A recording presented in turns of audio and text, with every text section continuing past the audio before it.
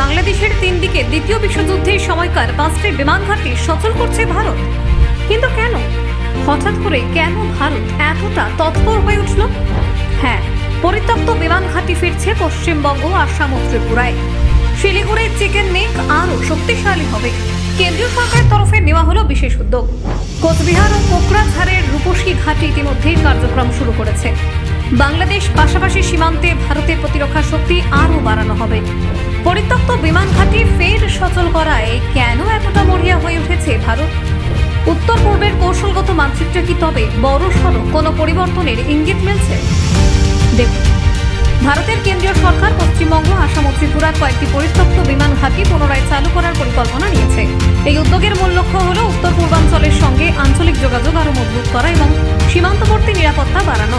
প্রতিবেশী বাংলাদেশ সীমান্তের কাছে অবস্থিত এই রাজ্যগুলোতে বিমান ঘাঁটি চালু করার বিষয়টি বিশেষ গুরুত্ব পাচ্ছে।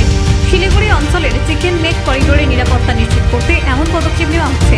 চিকেন নেক হল উত্তর পূর্ব ভারতের সঙ্গে মূল ভূখণ্ডের একমাত্র সরু স্থল সংযোগ। এই উদ্যোগে সময়কালেও বিশেষভাবে নজর কাড়া, কারণ ভারতের সঙ্গে বাংলাদেশের সম্পর্ক ইতিহাসের সর্বনিম্ন স্তরে পৌঁছেছে। সীমান্তবর্তী এই অঞ্চলে প্রতিরক্ষা জোরদার করা একান্ত প্রয়োজন বলে মনে করছে নয়াদিল্লি। বাংলাদেশের সীমান্তবর্তী অঞ্চল উন্নয়নের উদ্যোগ নিয়েছে। সম্প্রতি জানা গেছে, বাংলাদেশের রংপুর বিভাগের লালমনিরহাট বিমান ঘাঁটি পুনর্নির্মাণের পরিকল্পনা করছে। এই ঘাঁটি শিলিগুড়ি করিডোরের কাছাকাছি অবস্থিত।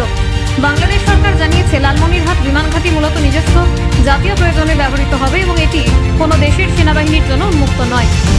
তবে ভারতীয় সূত্রের মতে নয়াদিল্লি এই এলাকায় কোনো ঝুঁকি নিতে রাজি নয়।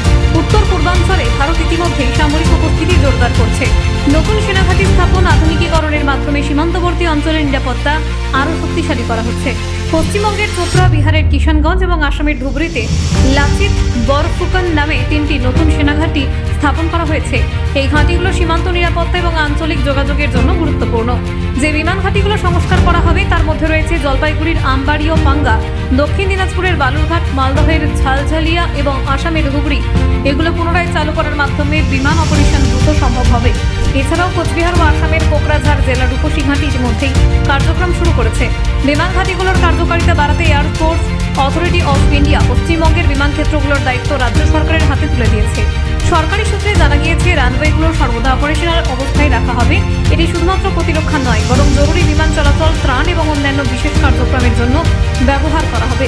প্রতিরক্ষা বিশেষজ্ঞরা বলছেন, এই এয়ার স্ট্রিপগুলো কার্যকর করতে বিভিন্ন ধরনের চ্যালেঞ্জ রয়েছে, তবু ভারতীয় সেনা এবং বিমান বাহিনী এগুলোকে ব্যবহারযোগ্য করে তুলতে সর্বাত্মক চেষ্টা করছে। উত্তর পূর্বাঞ্চলের এই আধুনিকীকরণ কৌশল আঞ্চলিক স্থিতিশীলতা নিশ্চিত করবে। সীমান্তে নতুন ঘাঁটি এবং সংস্কারিত বিমান ঘাঁটি ভারতের কৌশলগত অবস্থান আরও শক্ত করবে। এই উদ্যোগ শুধু সীমান্ত নিরাপত্তা নয়, স্থানীয় জনসংখ্যার সঙ্গে দ্রুত যোগাযোগ, বাণিজ্যিক এবং জরুরি কার্যক্রমে গুরুত্বপূর্ণ ভূমিকা রাখবে। ফলে এই পদক্ষেপ দীর্ঘমেয়াদে আঞ্চলিক এবং জাতীয় নিরাপত্তার জন্য অত্যন্ত